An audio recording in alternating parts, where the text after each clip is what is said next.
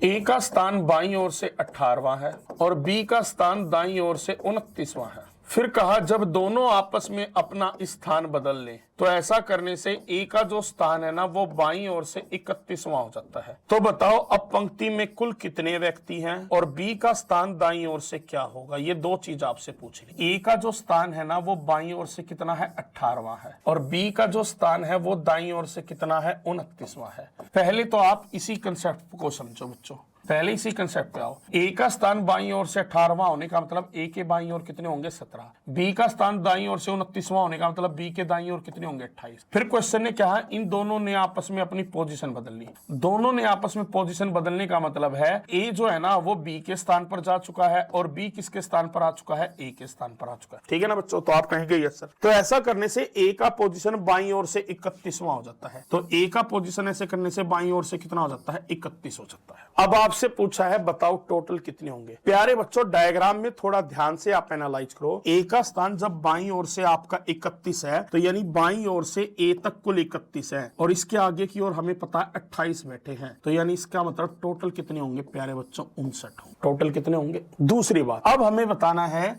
कि बी का स्थान दाईं ओर से कितना होगा। तो प्यारे बच्चों पंक्ति में कुल कितने हैं, आपने कहा 59। अब इस पोजीशन के इधर की ओर बाईं ओर कितने बैठे हैं, तो आपने कहा 17। 59 में से 17 घटाएंगे तो वो कितना आ गया 42।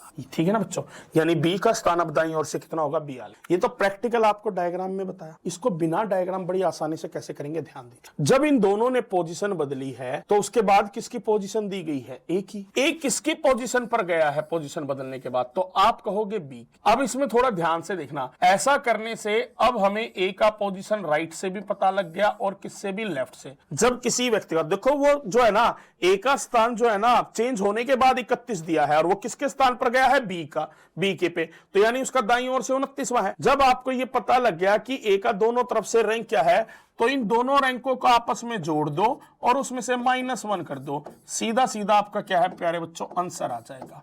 ठीक है ना। अभी भी कंफ्यूजन है तो अगला एग्जांपल लूंगा उससे क्लियर हो जाएगा। बस रुके रहो, एक और क्वेश्चन ऐसा देखोगे तो और क्लियर होगा। दूसरी चीज क्या करनी है बच्चों ध्यान दीजिएगा।